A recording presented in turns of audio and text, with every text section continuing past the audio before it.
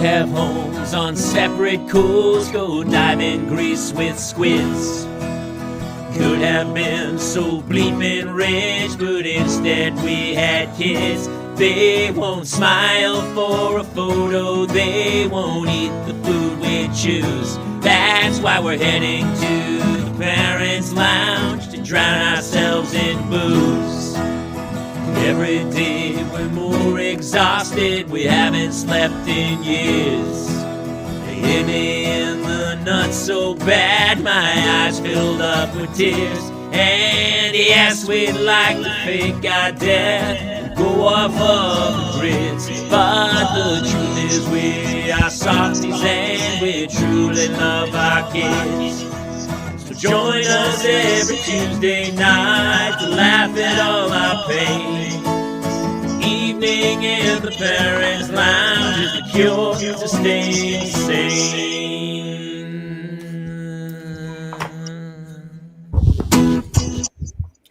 Welcome to another edition of the Parents' Lounge. I'm Jamie Kaler, as always, joined by my partner in crime, Mr. Jason Gowan, and hello, our resident voice of reason and the only mom who's probably filthier than the boys, Miss Kate Mulligan is here. I like that Jason's your partner in crime and I'm the voice of reason when we all know the exact opposite is true. Honestly, you know what? I'm going to fix that for next week. Fix it. We have a new theme song. One of our my buddies and a fan of the show, Mark Seaman, wrote an absolutely fantastic theme song. It is pretty great. I made him at the and he didn't really know that you were kind of like the third link of the show now. He just thought you were like a permanent guest. So he tunes in pretty regularly then. So I added him. I go, hey, you got to throw Mulligan at the end. So what do you hear? You're it's like you're a little at the end, and Kate Mulligan. I got to tell you, I dig that. I dig that a lot. No, it's all about you. Just like Mulligan. I love being the postscript. Jobo, right out of the boat. Jobo's here. We have such a great guest tonight who always does nothing but make us laugh. So there's no reason to even begin the show until we introduce and just bring in. He's been here since the beginning. I don't know. He's done every podcast I've ever done. He's like we've done so many shows together as stand-ups. One of my favorite performers from Reno 911, and literally every single cartoon your child has ever watched. It's Thomas Lennon.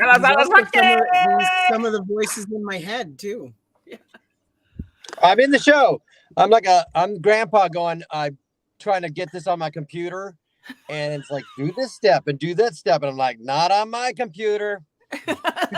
Your phone's perfectly fine. Just turn it horizontal. StreamYard and my computer do not like each other. They are like Republicans and Democrats. Hey, we're in the horizontal phase of life. Flip it horizontal. You're vertical. Oh yeah, this way. No, put your body horizontal, Carlos. Yeah. It works way. Thank you, Carlos. Take a little nap. That he's recording from his sound booth. Yeah. Well, the problem is when I just for you people at home, because computers always hate me. My computer hates StreamYard. Yeah. So I follow the steps. I go to security, right? And then it says click on camera. Allow the apps below to access your camera. Blue Jeans, Google, Chrome, Skype 2, Cisco, WebEx Meeting, Zoom Us. None of them are StreamYard. So we there use you go. Firefox. That's about right. Firefox. I have to use we're here. Chrome. We're here, and this is now, and you've shown us what it's like. In a couple of years, what I'm going to be dealing with. In 62. Hey, this is why I can't work computers. Right here. There it is. Right here. Well, let me ask you, what kind of, do you have like a Dell? Like never had no use for them.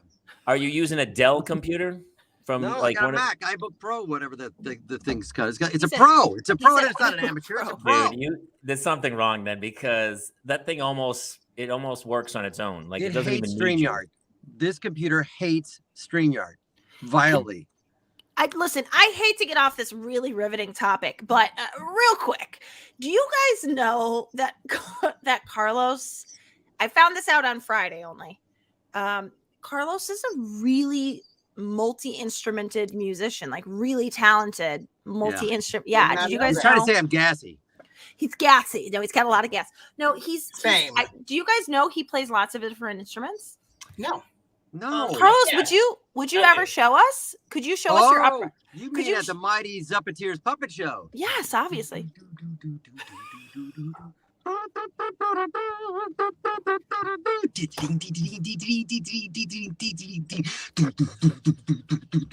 Yeah. What am I, Michael Winslow? Get out of here. There was a moment where he was pretending. He was pretending to play an upright bass while his daughter's doing a puppet show, and he's smoking a cigar, and he's like, oh, boom, boom, boom, but it really sounded like an upright bass. It's really good. Kids love him. That's why he's been on every television show of all time for children. Every television show.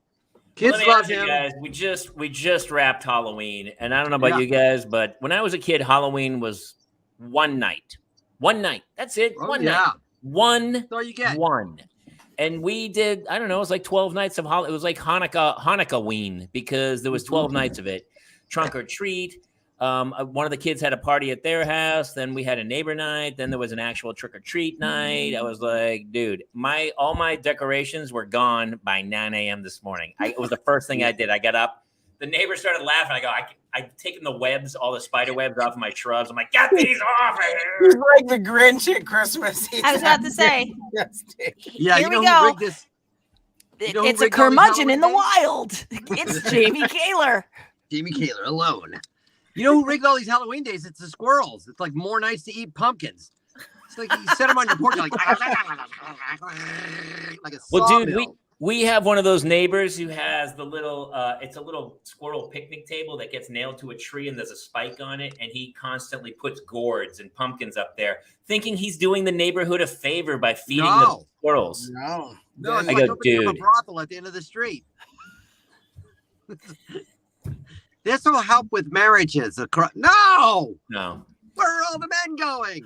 They're going to the brothel. Don't open a brothel at the end of the street. It would be fine if you did that. If you put like a gourd and then below it just a giant vat of water and then like greased it up. So when they went to eat it, they just fell in the water and drowned. Like that would be something I would really enjoy. I honestly, my brain was so slow on that one, Carlos. I was like, what is a squirrel brothel like? Like I thought you were talking about a brothel. A lot of nuts, Kate. A lot of nuts. For a guy who said he's not Michael Winslow, you're doing a lot of Michael Winslow, buddy. Okay,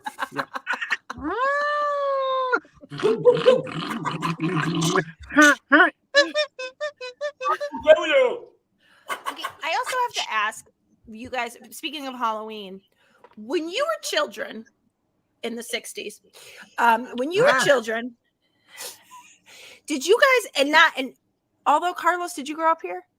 I grew up in the Bay Area, Northern California. The Bay Area, okay. So I would say that none of us grew up in SoCal. Trick-or-treating happened after school for me. It would be like 3:30 and you go trick-or-treating. Oh, no. No, we waited till dark. What are you, crazy? Oh, my God. Dark. I can't believe how late we have to wait here. Institution, Kate. Chicago, I guess, huh? We went like right at dusk. My kids were like, I couldn't hold them back. They were like running for the hills. I was talking to my buddy the other night, and we didn't have plastic pumpkins. We carried pillowcases. Did anyone else use a pillowcase? Absolutely. Absolutely. Yeah, we flew out of our houses like bats out of a cave when the mosquitoes were out. Halloween. Just go. There was no knowledge of where you stay in that neighborhood. Okay. Get a shuttle. Yeah, we waited till dark. We went out, all plastic mask, just totally scratching your saliva, just like making it slide over your face. I had like a Casper mask that was like sideways. I looked like the guy giving somebody a blowjob in The Shining. And a hat, and 15 minutes into the night, the staple broke. Yeah. Yeah, the staple. The string would went. You had to kind of tie it around so it was tight. So you had to hold it on your face at every door. You'd be like, "Hey, trick or treat." My daughter last night, like, she would not say trick or treat, and she would not say thank you. And I was like, she would just hold her bucket out, like it was she was entitled, like it was her monthly. Peter Boyle and Young Frankenstein. Kind of very similar. And she'd come down and go, "Hey, trick or treat and thank you." She goes, "Oh, okay." And then we go to the next door. Nothing. And I'd be like, "Hey, saying, dude, put in some Twix." Put him some Twix. Put in some Twix. we had a bunch of teenagers here who came up with no costumes at all, and I'm like, "What are you guys supposed to be, white trash?" And so then my wife's like, "I don't think you should give them any candy." So we didn't. If they don't have a costume. Yeah. Sure. No costume, no candy. That sounds like a smart idea to not give some candy to a bunch of teenagers who know where you live. Definitely remember where you live. Idea. Yeah, that's a total Larry David thing we just saw on TikTok, right? That his house gets TP'd.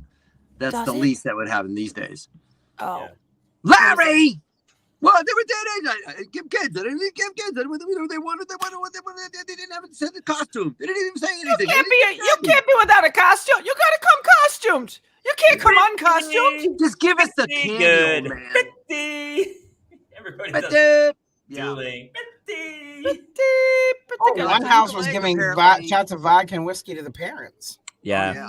I had a couple of shots of Jameson in a plastic cup traveling with the kids. Yes. Somewhere, but on a Monday, it's not quite as extensive. You know what? That's what I was going to say. That's why I was like, it's so crazy in SoCal. We have to wait till it gets dark because it's not dark till 6. Yeah. And then we're not done. Like then where we live, I mean, Carlos, you don't ever come up, right? To where we are. Oh God, no. It's a mob scene up here. There was like 10,000 people. We were waiting in line for my kids to get one piece of candy, like 10-minute lines. I was like, we just gotta do a side street. You're still in the same area as me, but you're in the upper part, yeah? Yes. Oh yes. Yeah. Many we're kids. We're by that one famous street. Oh yeah, the drag street. The drag street. That's Armenian Boulevard. Mercedes. Let's go. I did not say it, but I did laugh at it.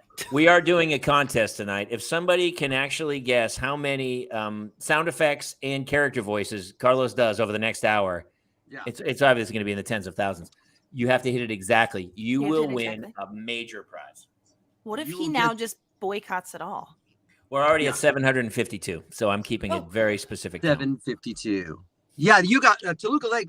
Pete Bogert is a guy, Looney Tunes guy, neighbor of mine. He went over to. Carlos is gone.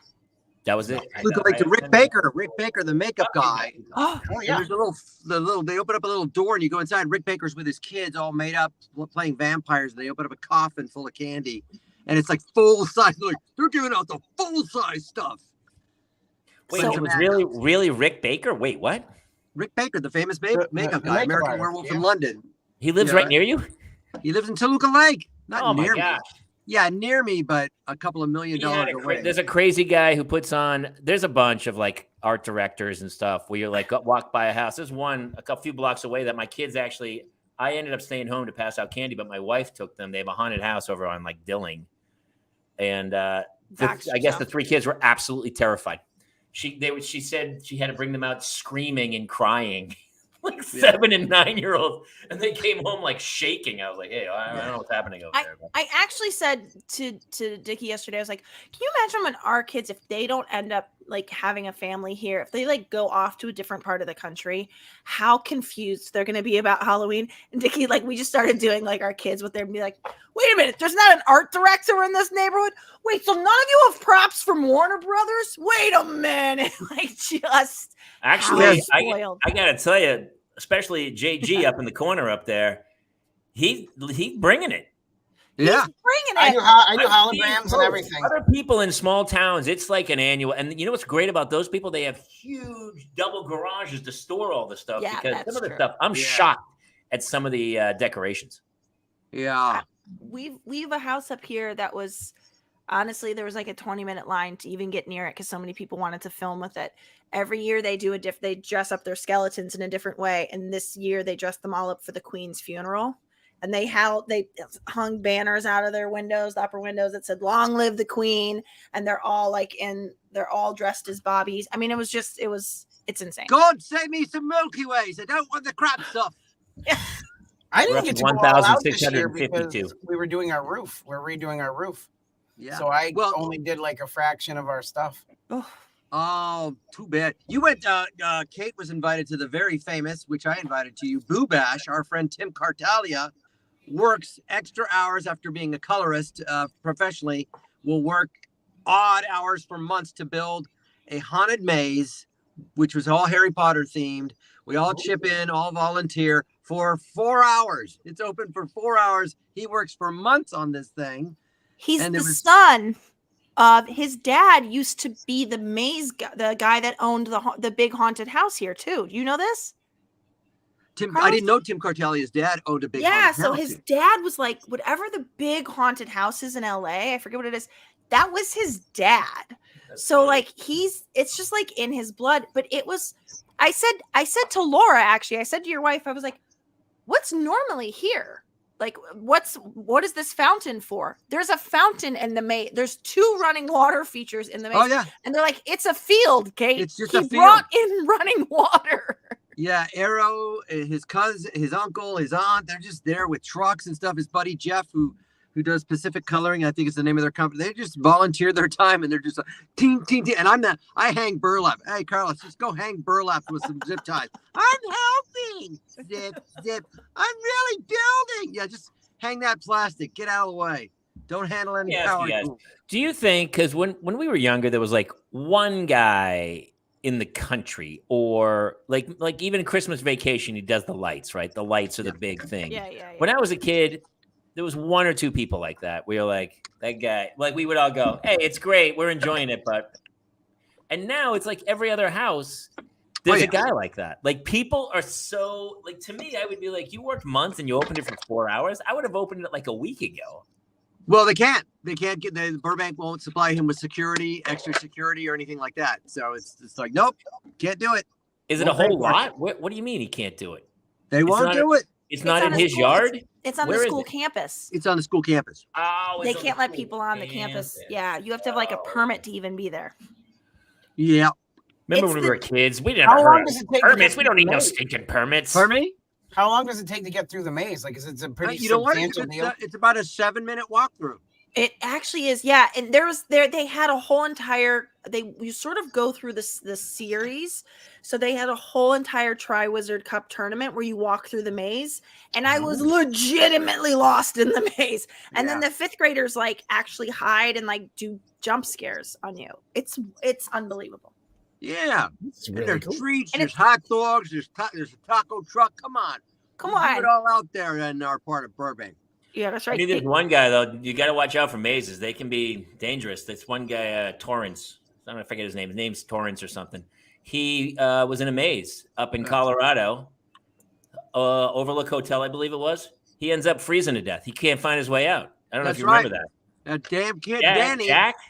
Danny was running away from him. That's why. Danny was trying to show him the way out. That was a famous story from Colorado, and I forget his name. Torrance. He froze to death in the maze. He never. I see what we're doing now. Oh my gosh! Also, remember that one time that baby got stolen and brought into a maze? Do you guys remember that? And David Bowie showed up. No. Yeah, it wasn't so much a maze. It felt like more like a labyrinth, but more like a labyrinth. Yeah, but that was scary. Yeah, you should never. And like that little there's they switch around what direction you're supposed to go. It's crazy. It's crazy. That's like it also, I remember this guy Bruce Lee or something. He got caught in this like house of mirrors, like a maze of mirrors or something. Oh. The guy started trying to stab him, went ballistic. And luckily this year he knew some defense mechanisms, and I think he ends up saving himself. He was very, very touch and go for a long time. Yeah. Well, this year we frightened the adults. We put a voter drop box in the maze. Right out.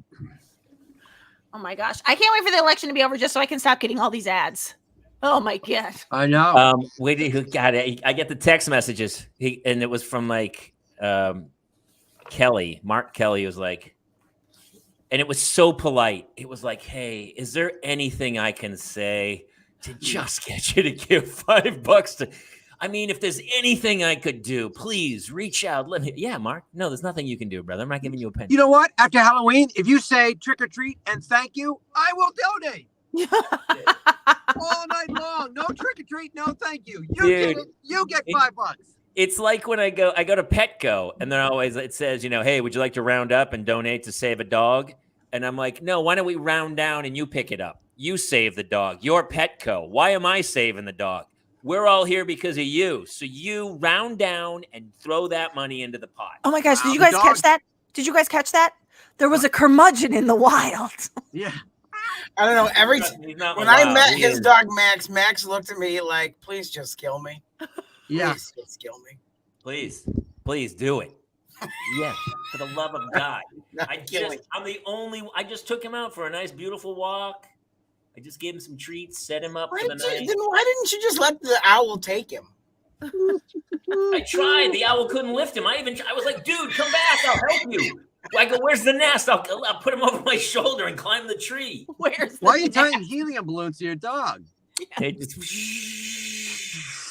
He's 18. He had a good run.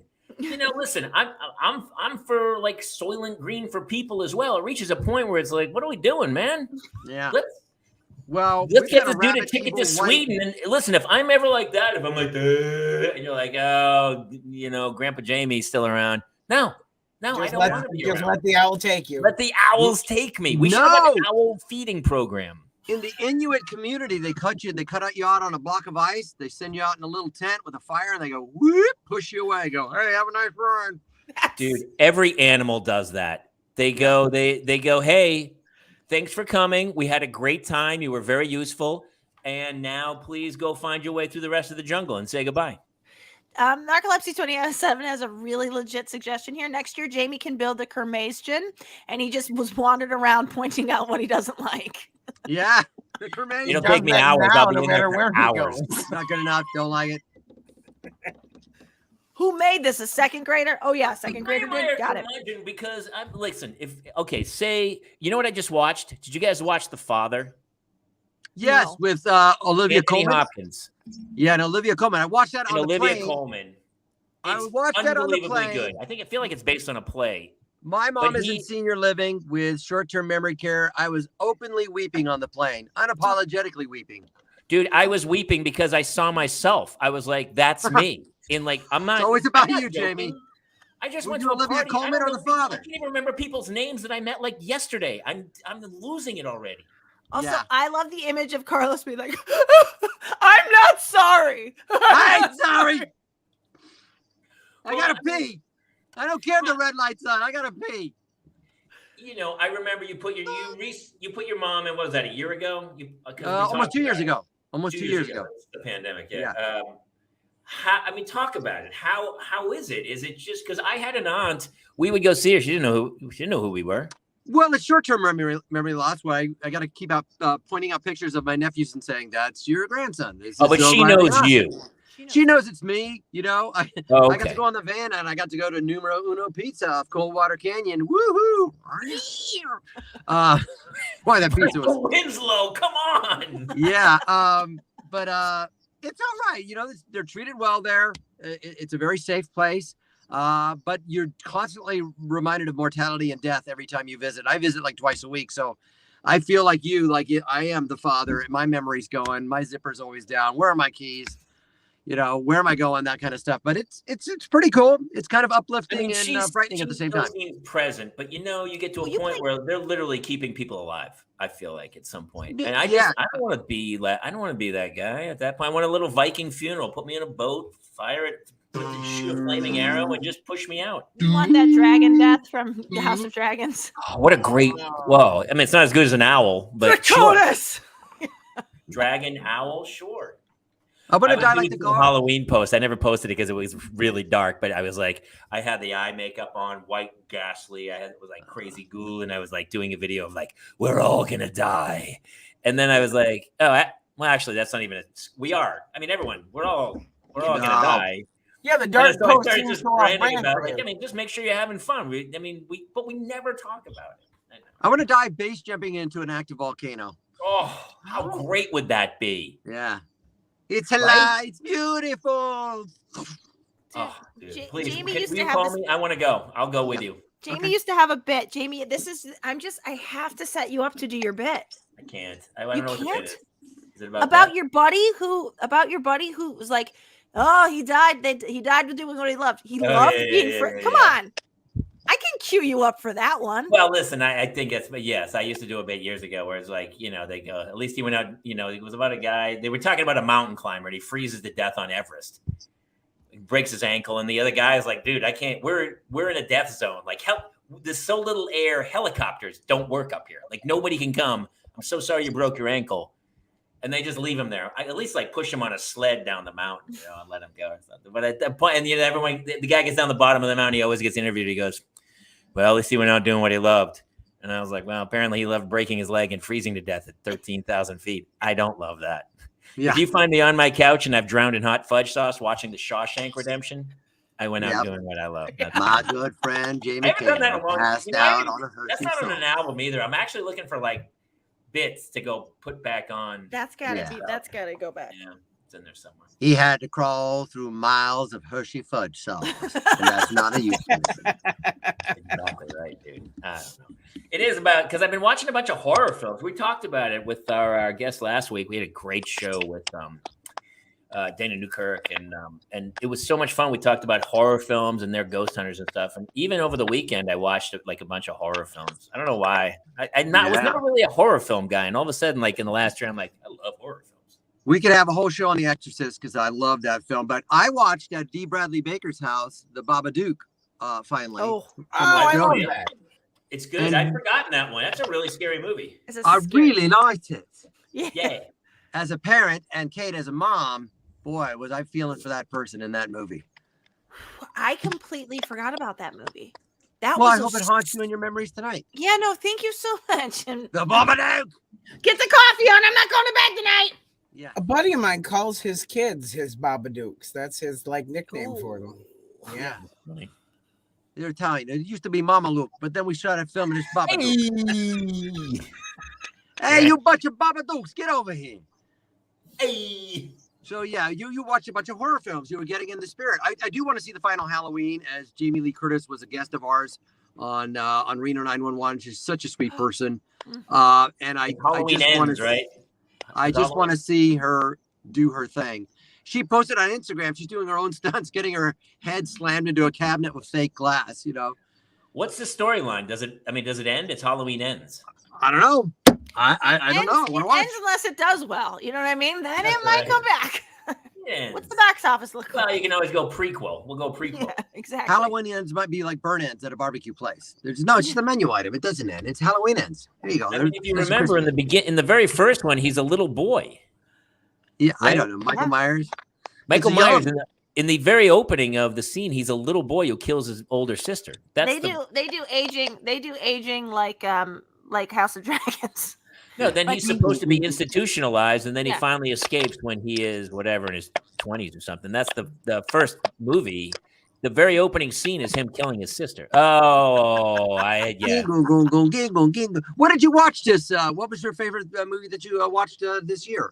And horror-wise, we already talked about a bunch, but I watched X and I watched The Barbarian. I thought were pretty good.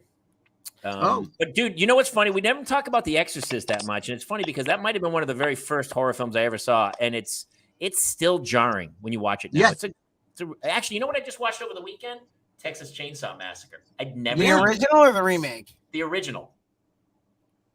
Ted Nicoletti. Yeah. You never see it? Anyone ever see it? The original. Yeah, it's very good. I don't really remember it very well. I couldn't remember. I honestly didn't remember it at all. It's basically just like it's pretty horrific. I mean, who was his name? Duggard? The guy that played the old man. I used to meet him at the cons, and then my friend Ted Nicoletti worked on that. He was the sound guy. He lived in Austin, Texas. He worked with my wife at EMC West. Oh, is that right? Ted. He's a horror film guy, but he was the original sound guy on that. I want to say his name was Bob Duggan. He's the guy that played the old man that they were feeding the finger to. And I would meet him at cons, and the nicest guy. I believe he recently passed away, but that is anything low budget, and that's why the Babadook is scary too, because when you work with a minimal budget and you use sound design, and you have to economize, it really works. Dude, Halloween. He says they had no money. It was a super low budget. He did his own music. He's like, I couldn't afford music, so I put the music score on myself. And you're like, you mean the greatest music score in horror film history? Was that John Carpenter? Carpenter's a musician. He wrote that. But Carpenter also did They Live, right? He did do They Live with Rowdy Roddy Piper. He did the musical score in that, and the musical score is dun dun dun. That is the musical. I came here to kick ass and chew bubblegum. And I'm all out of musical talent. Roddy Piper. Wait, it does sound like Jaws. Dun, dun, Put on the glasses. Yeah. It's funny how even I was watching, like I'm more cognizant now of musical scores, right? Because they totally make movies. Like, you think about watching just the footage. Like when you ever, like we've seen movies of our own. I've gone to cuts where they're like, oh, there's no music on this. Just watch. And you watch and you're like, that's horrible. That is so bad. And then you put a musical score. And you're like, oh, no, it's great. Do you remember that the opening of Halloween is just the pumpkin? It's just a jack-o'-lantern. For the entire opening credits, nothing happens. It slowly goes in with the music. That's the only opening of Halloween. And then it cuts to the start of the movie. It's crazy. I think musical scores can make or ruin a movie. If you switch over to Love Story, love means never having to say you're sorry.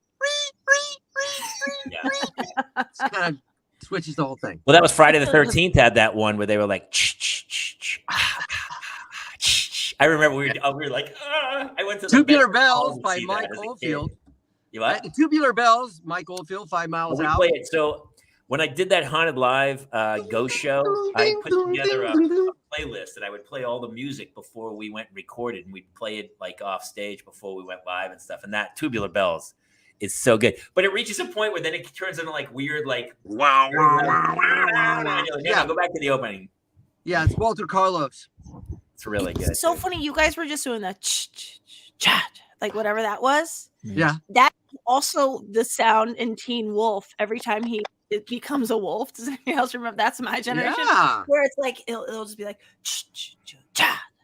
it's like what is that instrument that like is making that? And like, honestly, it might be somebody's voice. Michael Winslow. You know, it's funny. Narcolepsy is it's the same with the intro to the Terminator because it just is one shot. Like nowadays, they try to tell the entire opening story in the opening credits, which is always cool too. But a lot of times back in those days, they had no money. They were like, look, just shoot the pumpkin for 4 minutes and we'll roll credits. Nowadays, they don't even have the credits at the top because we have no attention span. We can't get through open. Yeah. Try to watch a movie on Turner Classic where they do the whole opening. You're like, dude, what the? It's like Spartacus, like fast forwarding through the first 12 minutes, which is just credits. Yep. My father, were he on this show, I was about to say, my father, were he here, he's still here on the planet, but for how long we just don't know. Doing the show. Well, is he out of, if he, I got some people in Sweden I can talk to. If you want, I mean, is he? But he will tell you the greatest scene of any movie is the end of Michael Clayton. He goes, it's just him in the car. They just keep the shot on him in the car, and you just know he's just looking out the window. It is 4, and he goes, it's 4 effing minutes of just George Clooney in the car. It's the greatest cinema. It's the greatest cinema of all time, and it's true. There's just George Clooney like looking out the window, and you just. It's really good. It's not the best. Well, George Mulligan disagrees. How dare you besmirch my father? Yeah. Right, How dare you? Let's do some of our best endings in the history of film. I will start. No Country for Old Men. If you go to Tommy my Lee Instagram, Jones tells that monologue. Watch it again. Like the first time you watch it, and the movie stops. You're like, wait, the movie's over? And then you watch it again, and by the 50th time you watch it, that monologue says everything. I don't know. You have. Come on, Narcolepsy. Defend me on this one. It's really good. I don't love that it's like, huh? Oh, no. He says everything in it, and then it just cuts. It's great. Ugh. Oh, boy. I like the end of Jaws when they're kicking back to shore with their fins. But that's kind of a traditional, we won, here we go. We're talking about ones that are just so odd where you're like, did the movie just end? Oh, okay. I did odd endings. I really like the end of the first Back to the Future. With the car, flies off. I'm trying to remember. He said, do you know, he said that's the one mistake he made. He put the girl in the car. Mm-hmm. Oh, yeah. Because the movie is perfect. There's not a wasted line. Actually, the opening credits of Back to the Future says everything about the movie. It pans and it covers every piece that comes into play for the whole movie. Watch it next time. It's amazing. And that's the one thing he said he regretted. He goes, I shouldn't have put the girl in the car because she drives away and she goes to the future with him. And of course, she's not in it. They have to get rid of her because she something happened with her mom or something, and she couldn't do the second movie. And they had a different girl, right? Yeah, they had a different girl. They had to recast her. I like I want to say the director's cut ending of Blade Runner because Edward James Olmos puts an origami unicorn on the piano and says, Deckard, nobody lives forever. He gets in the elevator with Rachel and the doors close. Now, in the other version, they borrowed footage from The Shining. They had extra footage that showed the wilderness that these two replicants actually got outside. But I think the ending to the original Blade Runner where that is the director's cut, where he gives them, you have the unicorn dream, and then Edward James Olmos puts the origami, which says to Deckard, I know your dreams, therefore you are a replicant, and nobody lives forever. I love that ending.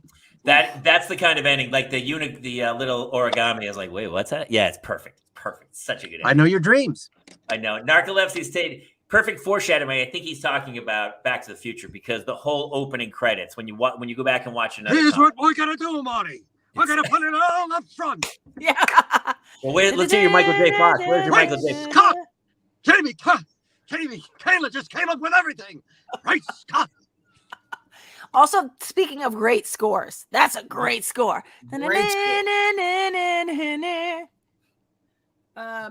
Blade Runner? God, no. Which Back one? to the Future. Yeah, Blade Runner is Vangelis. Blade Runner is a great score, isn't it? Vangelis, I think it's amazing. Yes, it is Vangelis. Yeah. God, a strange ending to I like movie. movies that have, sometimes you're like, wait, what just happened at the end of that thing? You're right. I can't think of any ending that's given me as many question marks directly above my head as No Country for Old Men. Yeah. I mean, nobody else? I mean, you get Jim Meskimen. His God, what's his actor? What's the actor's name? Tommy Lee Jones? Oh man, Jim Meskimen. If you look him up when he does Tommy Lee Jones, it's pretty incredible. Can you do Tommy Lee? No, this is my version of it, but it's not that good. Yeah, That's I mean, He's got a little deeper. He's he's a lot deeper. He's probably a lot deeper like this, but look up Jim Meskimen doing Tommy Lee Jones. It's spot on. I'll set you up for Tommy Lee Jones. I didn't kill my wife. I don't care.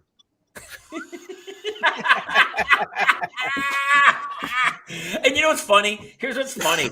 That's revered as one of the greatest improvs in film history. Do you know that? That line's not in the script.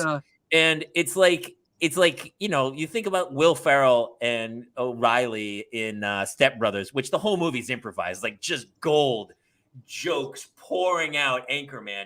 And then they go, do you know Tommy Lee Jones? He made that up on the spot. You mean the I don't care? Yeah, okay, I guess. He said it in take 52, and they go, yeah, throw that in. But it's really like, he was so on point that day improvising. He tore it up. Yeah, but it's still a beautiful line, right? And we remember it. Good. I don't care. I don't care. It's so fun. I love No Country for Old Men. I honestly, I don't know. I may have seen it 100 times. Javier Bardem is in Lyle Crocodile. Did anyone else see that? He's a talking crocodile.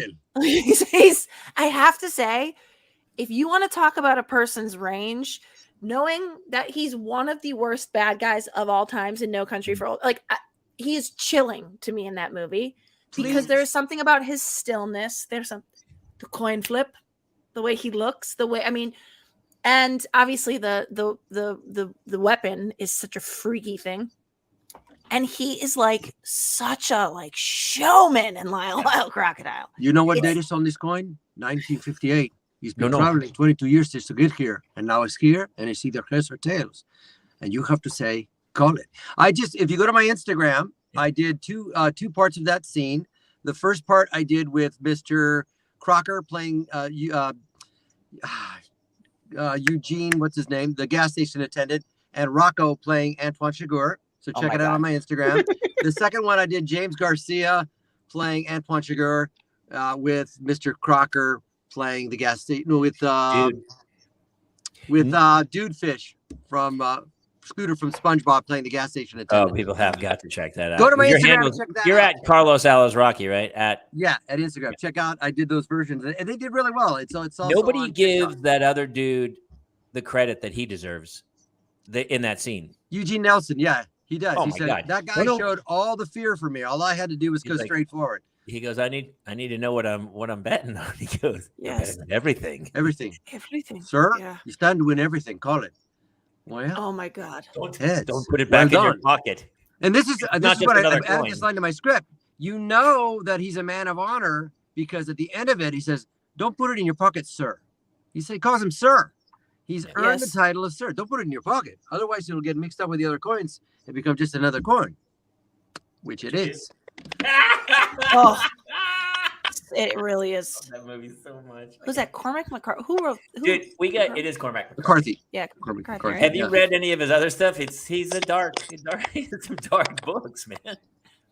Yeah. Listen, get those demons out in writing instead of actually like. Yes. Instead of becoming a guy that actually blows people's brains out with a nail gun. Yeah, with a nail gun. Definitely right. And you know what? Cabin in the Woods, narcolepsy style. Honestly, I had never seen that. It was one of those where I was like, and then when I did see Cabin in the Woods, I was like, oh my God, how did I miss this one? I thought it was fantastic. Yeah, I've heard great things about it, and I've yet to see it. Really well done. Yeah, that's a good call. I will say we were talking about good beginnings too. The British Descent. There's like the Descent. I love the British Descent. I still need the British. to see that. Oh my God, the British one. This car scene at the very beginning. It's the most surprised I've ever. There's an impalement that happens. Yes. And there is no music that gives you a clue anything's gonna happen. No. It's like in the middle of a word, and it's unbelievable. It's unbelievable. It's wonderful. Yeah, really. And they still go ahead with the trip.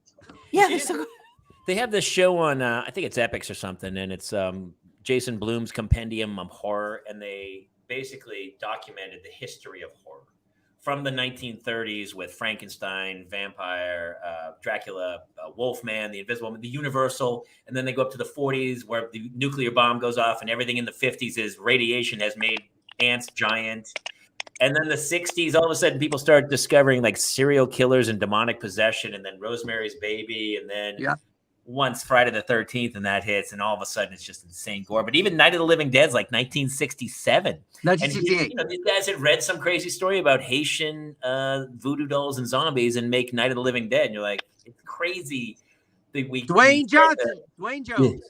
Yeah, that's right.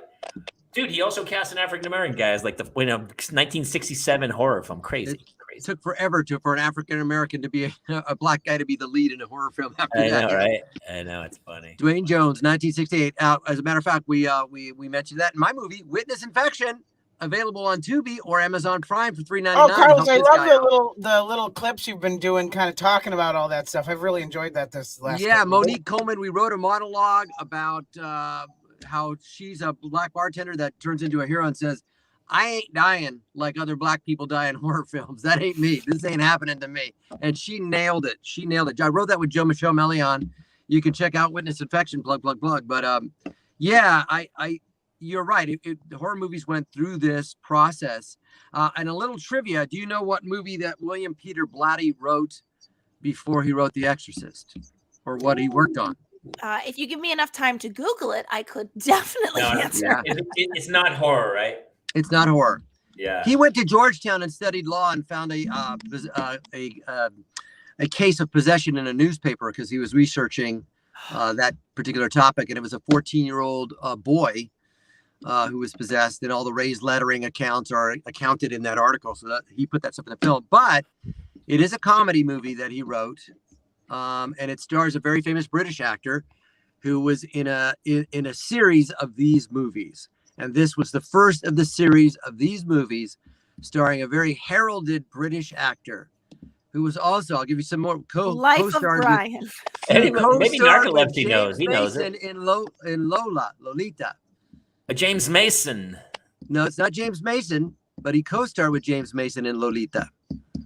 Who's the other actor in Lolita with James Mason? So, I mean, this is where I fail. Stephanie loves The Human Centipede. It's such a staple in cinema. No the first one is good. Ghost Stories is another good one. Studio A24. Ghost Stories is lovely. Fantastic. Carlos, Lake Eden is also a great one with Michael Fassbender. Well, it's got to be early. It's got to be like 1970. Oh, it's Peter Sellers. Peter Sellers is in Lolita. It's The Party. No, that's too early. That's 1967. Well, remember I said it went on to become a series of movies. Oh, it's The Pink Panther. So what was the first one? What was the first one? It's something in the dark. Shot in the dark. A Shot in the Dark. He was Pink Panther. Oh, you guys, I thought of it. Pink Panther, Shot in the Dark. David Niven. David Niven. Great job, Kate. I'm so proud of you. I could have sworn I. Oh my gosh, I'm so glad I got it first. I'm pretty sure it was Kate. Yeah. Didn't love that one. Guys, for me getting it first. As a kid, I didn't love that one. It's not the greatest. There's like one or two like comedic scenes, and then they were like, we should do more of the slapstick stuff. And then the next one, they let it go. The best one is the one with Herbert Loam, where he hires all the assassins to go. I think it's the Revenge of the Pink Panther, or the Pink Panther Strikes Again, maybe. And then Herbert Loam, who's great, who's got the Twinkie, he's got the winky. Herbert Loam, who was in the Dead Zone. He's great in the Dead Zone. He plays. Kill Clouseau. Yeah, kill him. Yeah, he's good. Actually, the Dead Zone is one of my favorite horror films of all time. It is. Oh, the Dead Zone with Christopher Walken is so good. It's so. You know what God did for me? Threw a semi truck into me, bounced me into nowhere for 5 years. When I got up, my girl was gone. I lost my job. I can't use my legs. Bless me. Oh yeah, God's been a real sport to me. Yep. Your boy, he's gonna fall through the ice. The ice is gonna break. Who I am. Your boy's gonna fall through the. It's so good, and then it turns into like a murder mystery. You're like, wait a minute, it's so. And Martin Sheen, it's so layered. It's great. It's such a good movie. Is it Amy Adams? No, not Amy. And what was her name? She was dating Spielberg at the time. She was the Kate Capshaw. Kate? No, it wasn't Kate Capshaw. No, something Adams. Amy Irving.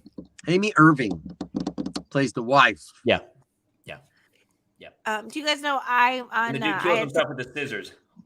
Remember, he puts the scissors on the edge of the tub and then jams his head down on it, which I always thought, what a weird way to end it. What a weird choice. It's not technically a Halloween movie, but every year around this time, so it was this past Saturday night, I watched Clue, one of the greatest movies of all time. I got to see that one too.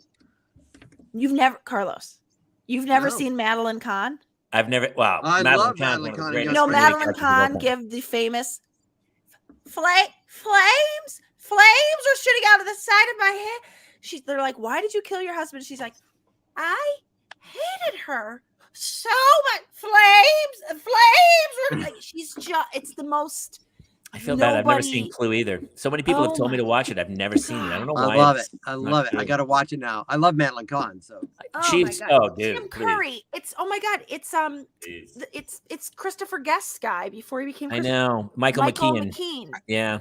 Tim Curry wrote a thing where he said Clue's the one movie he watches every year. Actually, they're remaking it right now.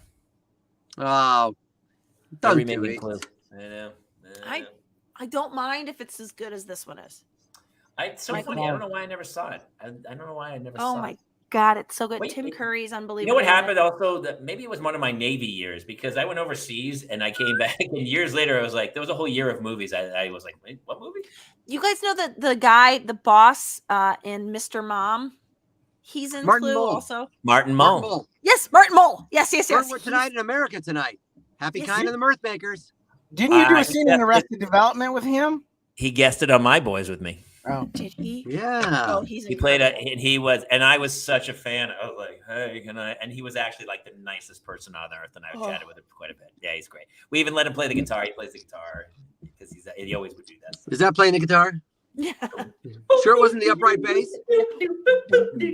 Boom, boom, boom, boom. Yeah, that's exactly what it is. That's so funny. Yeah, it is funny. I like this time of year especially. I go down to movie holes. Am I the only one? Yeah. I don't know why. It's yeah. Because also like right now, it's like even in Southern California, it's like cold at night. You know, like it's a little cozy. It's especially when it starts to get dark earlier. Like, well, I guess it's time to fire up the old movies. Yeah. Young Frankenstein is another staple. I know it's my grandfather's work was doo-doo. I love that's I instantly go to Frau Blücher and you go to like such an I love that was the line. My one word impression. Sedative. You should do actually that would be a great video for you where you're only allowed one word impressions. Yeah. Oh. Yeah. And see if people can get it. Yeah, it's a wonderful film, black and white. But you had mentioned, I'm thinking based off Young Frankenstein. I would love to go back and watch all the classic stuff with my 11-year-old. I think she's ready to see the classic Dracula, Wolfman, Invisible Man, Frankenstein, Creature from the Black Lagoon. I had heard once from Dana Gould, though. I got the Blu-ray version. He said it loses something in the digital age. The film texture is slightly off. It's slightly too clear. There was something. So Frankenstein was on last night. It was on.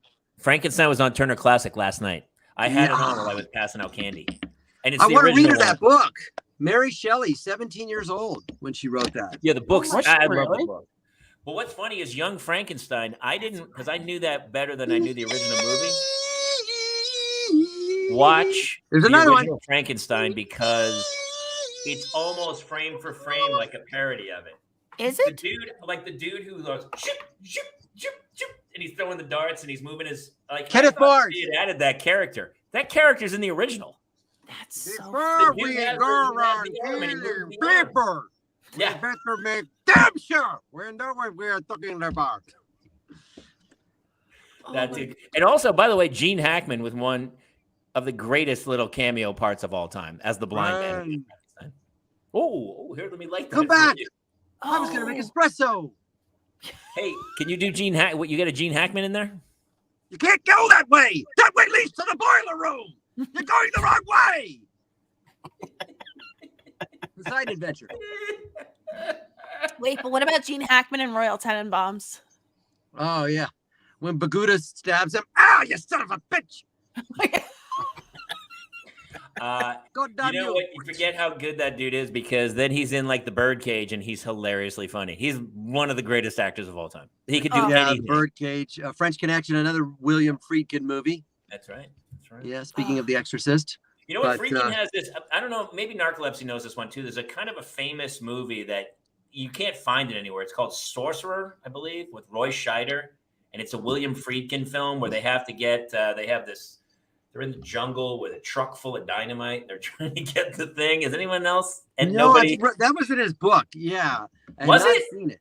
There's a movie called Sorcerer that I remember vividly going to see as a kid, and it's nowhere. You can't find it anywhere, but it's Roy Scheider and it's free. It sounds like your parents are like, let's get rid of Jamie for a while. What's playing Sorcerer? Just dump him in the theater. Dude, I went to the movies all the time. Yeah. Didn't you live next to a drive-in? I did. We used to go to Skyway Drive-In all through high school, especially. But you would see like the crappy movies, and that was where when we would go on dates. That's where we all went for dates, and we snuck in. Fire. We snuck in to see the 7 Ups, our first R-rated movie. Roy Scheider, 7 Ups. That's a good one. It's a good one. I think we saw breasts. We were like, dude, I just watched Marathon Man the other day with Roy Scheider and Olivier and Dustin Hoffman. That's you've seen that one? No, I have. I'm writing it down. I haven't. What? I know about the Marathon Man. Bill Devane. Roy Scheider just makes me think of Fred Schneider from the B-52s. Scheider, you should watch my movies right now. There's a shark in the pond. His other one is actually kind of horror. Is 52 Pickup. You're gonna need a bigger boat. Oh, Carlos, I was just headed there. I think we're gonna need a bigger boat. Get out of the water. Marathon Man's really good. That's the famous one where Dustin Hoffman's like a marathon runner, but he's trying to get away from these guys. So before the scene, he would run miles. So he would be acting. And then the famous line, Laurence Olivier, he's talking to him before the scene, and Dustin Hoffman's like panting. And he goes, I don't know if you've tried this, but maybe you should just try acting. Yeah. Have you never heard that quote from Olivier? We got to do Marathon Rain Man. Yeah. I'm going to the dentist. I got a bad tooth. Yeah. I don't like drills. I like drills. Yeah. Yes, it's safe. Very, very safe. It's very safe. Not safe at all. It's not safe at all. There's so many films. I do recommend if you're horror fans out there, Studio A24. I've seen it twice. I showed it to D Baker. Ghost Stories. It's very lovely. It's very set up in the beginning. It's about a skeptic who doesn't believe in people that talk to the dead or blah, blah, blah. So his whole life, he's a skeptic, and he meets his hero on television. He says, there's 3 cases as a skeptic that I've never been able to solve. And you must go out with this envelope and talk to these people. And it's all linear and set up, but it's wonderful. I'll have to watch it. That sounds good. Ghost Stories. Also, Carlos, I feel like nobody here had watched this movie. I mean, people in the chat had last, but have you seen The Orphanage? Yes, that's the Spanish. L'Orphanage. Director, the right? French. What'd you say? I thought it was a Spanish film. Oh, Spanish. Yeah. Okay. So I was using the wrong accent. Yeah. Was it Animabar or Olvi? Yes. I'm going to look it up. I have Google. But how good is that movie? That one, It's as I wonderful. said, that one. Is that a new one? The Orphanage? No, it's not. But that one as a mother, I'm just 2007. Yeah. And I remember watched as a kid, like anything. Bayona. Like J.A. Bayona from España. Yeah, it's like Sergio Lopita. Sanchez. Yeah. Anything with kids is terrifying. The Others. Do you ever see The Others? The Others is wonderful. Yes, you're not to open this door before another one is locked. Let the right one in. Great. Speaking about a great way. Kind of an opening to The Sixth Sense, really, and it had the same kind of vein of like, isn't that The Others where they're the whole movie you don't know? You don't know until the very end. And the same with The Sixth Sense. He kind of did the exact same thing. Bruce Willis is the kids. Yes. Oh. Yes. Yeah. Let the Right One In. The Swedish version is very good. The book is also very dark. The Swedish one is really. The better one. I mean, I can't believe the book about the vampire kid. And then with No. No, it gets a lot more explicit than the movie does about that things that happen to this person. I actually like both of them. I like the American one, but the Swedish one is absolutely fantastic. That is a great ending to the film, right? Because this boy has no idea he's going to end up dumping acid on his face in 70 years. He has no idea. I don't remember that part. He thinks I'm special. You don't remember Let the Right One In. It ends with them going on a train and she's in a box. And they communicate by knocking on the box. But he has no idea that in 70 years, he's going to dump acid on his face because she's going to have to find a new one. That's the sad, wonderful ending of that. Right. You know, they're making a TV show about it right now. Kind of like me marrying my wife that's 19 and a half. She has no idea she's going to have to take care of me. I tell it to my wife all the time. She knows, Carlos. I think she knows. We watch Dateline. I test every tea. Is like, is that ethylene glycol in there? No. Okay, it's regular. You're like the guy in Nightmare Before Christmas. You're like, is that Toad's breath covering up the night? William Hickey, is that Toad's breath covering up the night? Hello, Sally. You know, Carlos, you do have a big fan in our group here, Brandon. He's a huge fan of all your stuff. Oh, the Casa Grandes, I can see it. And he is an artiste. He is he's drawing his own cartoon. He's in animation That's school wonderful. Right now. Yeah, it's great. Yeah. Well, thank you very much for tuning in and watching the Casa Grandes. Miguel Puga would be proud. We're recording a movie right now, the Casa Grandes movie. So check it out. That's a fun show. It's very beautiful. It looks like Sunday morning comics. That's the color palette of the show. So, Carlos, I forget, what is your lineage? You don't celebrate today, do you?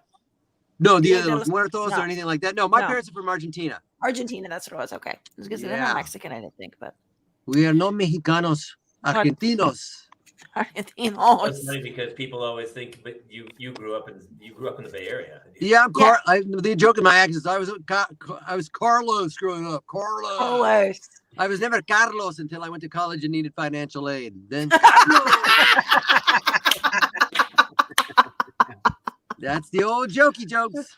You were Charlie before that, probably as a kid. Hey, Charlie, you don't look like me. Your name is Charlie.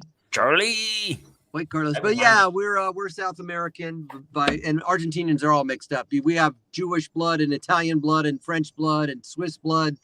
German. Just a Heinz 57 there's there. Some German blood in there. There's probably some Nazi blood in there. There's definitely some Nazi blood in Argentina. There's no two ways about it.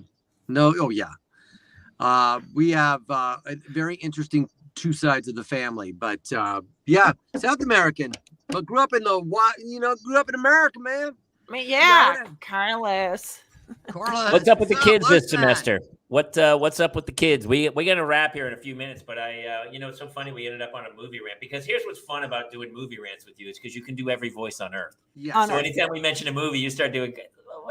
But I have to mention, I loved hanging out with Dickie and the kid. I know Neil, and I want to say James. James? Yeah, it is.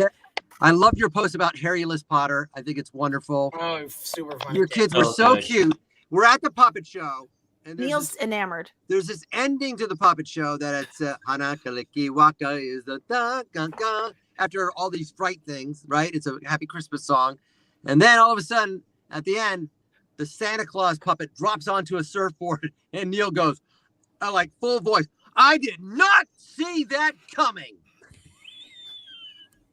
was so. It was like a kid in a movie, like delivering a line. It was beautiful. We're trying to figure out like his lack of understanding being in public and like what a voice. It was what Dickie has to cast him in something. I know. Hey, we're taking requests now. Can you do the voice of Earth itself, dude? Honestly, you should start doing monologues of like inanimate objects, like the Earth would be fantastic. Now I feel like Robin Williams. Okay, I'll do the voice of Earth itself talking to the humans. Get off me! Get off me! I'm sick of you! Get off me! Get off me! That's funny. That's really funny. 100% Robin Williams. Oh God, you got a lotion for this? You got some spray? Oh, these guys are ruining me.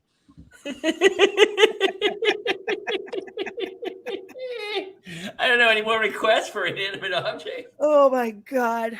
I did not see that coming. What a Halloween. What a special. It was so sweet. By the way, I'm just to make a plug for Carlos's kiddo. If you guys haven't seen, and I won't say who she is in it, but if you guys haven't seen The Shrink Next Door yet. Yeah. I watched it. It's Will Ferrell and Paul Rudd. It's a true story. I know she was much younger. That was 3 years ago, I guess now. Mm-hmm. But she's fantastic in it. But thank you. You gotta Apple.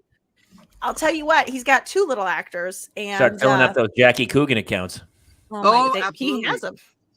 But I think we revere our families right now. So everything going on in the world is we live in interesting times, right? And so I kind of revere coming on this lounge. I kind of revere Halloween, sharing it with Kate, who I met through you, but we know similar people. My friend Matt Craig, she got to see. Oh my God. A great improviser, great writer.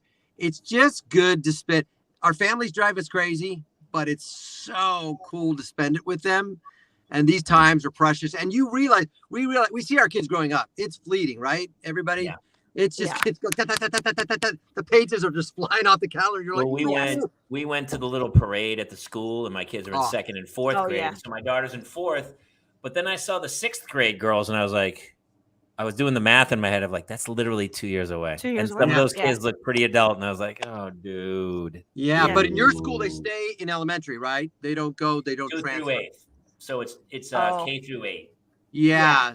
So they don't have to go to a different middle school. Yeah. No different middle school. That's how about Jason? What are your ages of yours, Jason? My kids are 6 and the twins are 3. Wow. Okay. So we're just starting our journey here. Yeah. Well, we got the middle school blues. And that's not fun. That's a big change for kids, and that's why, for me, I take down the above ground pool. I have to take that down every summer, and that's always a moniker of time. I hate taking down the pool because that's another year gone. Why aren't you putting in where's the in-ground one? Let's get it on.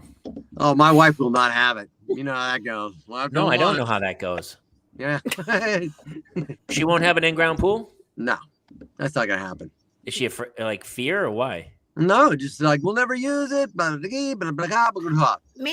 you guys, we were in ours every day. If anybody's seen my Instagram, Carlos is dedicated to that above ground pool, man. Oh, yeah. I did see that, yes. I battle my algae. I grew up with one. I had an above ground pool in New Hampshire, and it was ice in the winter, and then in the summer it was still freezing cold. And the greatest thing about the round one is you run around it and you cause a whirlpool. Yeah. And then all you do is you let your body go, and it just spins your body around into the middle of the pool. It's pretty fun. Like, hey, all right, what is the voice of a deflating above ground pool? Yeah.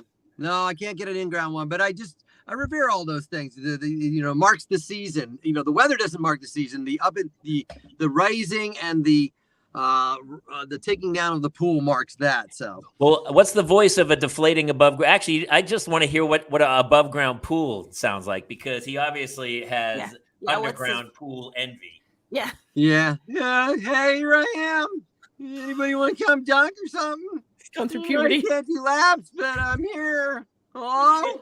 I can't do laps. There's a little bit of Rick Moranis in there somewhere. Yeah, hey, you want to buy some chocolates for the staff association? I mean, if you're really hot, you could just stand in here and have a cocktail or something.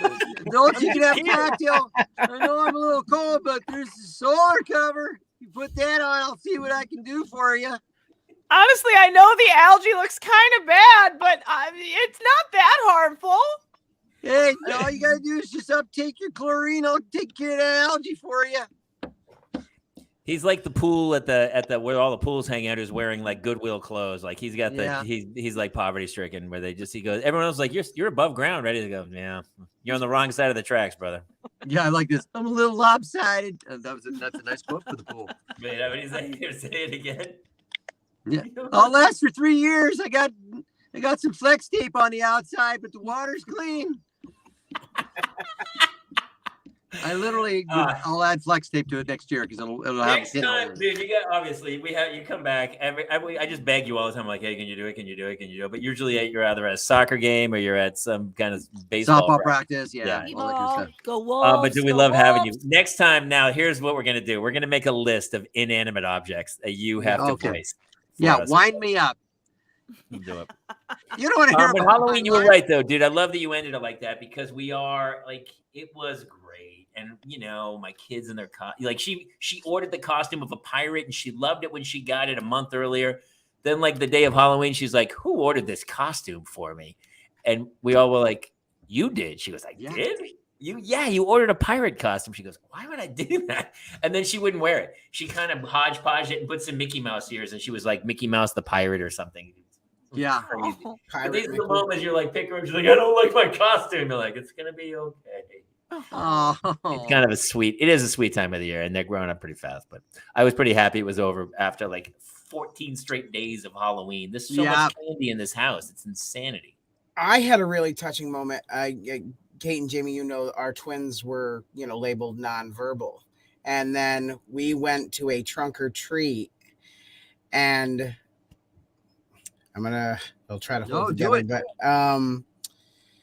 but they were saying please and thank you, and Jason. Anthony said trick or oh wow.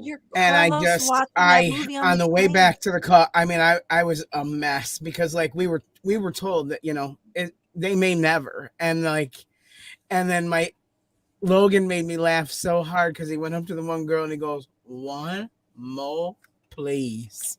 And I just it was just such a magical thing as a dad, like, because I really never thought that we were going to get to have that. And so it was a big deal for us. Wow. That's so awesome, Jason. That's so great. All right, who wants to follow that story? Hey, Carlos, do a goofy voice. Yeah. No, that's wonderful. That's amazing. I remember we met friends through a dance class, and their son was not able to walk. And one day I'm at a party with a bunch of skydivers, and we're having a good time. And I meet the uncle of that kid, and he said, Ben took his first steps today, and I just lost it. So I can only imagine how wonderful that is. That is amazing. And it'll always be Halloween for you. Like every Halloween, you'll kind of remember that was a big deal. I like that. One more, please. Yeah, one more, please. And she gave it to him, like, because they limit it, but because like the girl kind of knows what we're struggling with, she did give him the extras. I was like, she better just dump out that bag. Were you trying to videotape anything, or were you just basking? I was a blubbering mess. Oh my gosh, that's great. Dude, that's amazing. Well, I can't. I mean, nobody can top that. That's no. That. I got nothing. Anybody want to bring it home? I can do arm farts. That might fit. Oh, how many voices and sounds did Carlos do during the show? Anybody? Not enough. 1,200, 700, 1,200, 13. That's exactly the number. So you won the prize, sir. I have a bottle of whiskey ready for you. Speaking of that, so when I was out with you guys, we were at Carlos's house. You introduced me to the Bowmore brand. I can't get it here in Pennsylvania. Oh my gosh, I will have to mail you some. Yeah, because it's a control state. I can't get it here. I've checked everywhere within like a 2-hour radius. Can I get it here? Wait, what about in New York? Yeah, still can't get it. Wow, are we allowed to mail it to you? So if I can find a company that'll ship it, yes. Because I can find it like K&L Wines and Spirits. they mail all over the world, but I don't know if they're permitted to. Well, I mean, I've had stuff from like Winery 16600 shipped here, and I didn't have any issues. I will get your address, and I will see if K&L can ship you out to Bowmore 18. Is fantastic. Okay. Is that the one that tasted like a campfire that I had? Yeah, but I liked that. Put that fire in my mouth, honey. Mama's got a new cocktail. We gotta get the whiskey out and we got to do another live tasting and have everybody included, and we'll pick the actual whiskey, and then we still want to do book club where we do a movie and we talk about, like, we kind of did that tonight, so it kind of reminded me of that. Yeah. Well, listen, super fun show tonight, Jason. We're all gonna go and cry. Way to end it, Jason. That's wonderful. That's really cool, dude. I'm really, really happy for you. Thanks to Carlos Alazraqui for joining us. If you love what we do, then please go share, subscribe, like, follow, or don't. We don't. I don't know if we care. No, we definitely care. Yeah, we kind of care, Jamie. Oh no, we care. I meant we care. Yeah, you should definitely. Now I mean, either do it or else. All of you. Told you not to let me end this show. I'm going to start crying about the other thing. I think that's it. Let's shall we wrap and say we'll see you next week here in the Parents Lounge. Everybody say trick or treat, please, and thank you. That's how I'll end it. Here we go. One more, please. One more, please. Good night, everybody. Good night, everybody. One.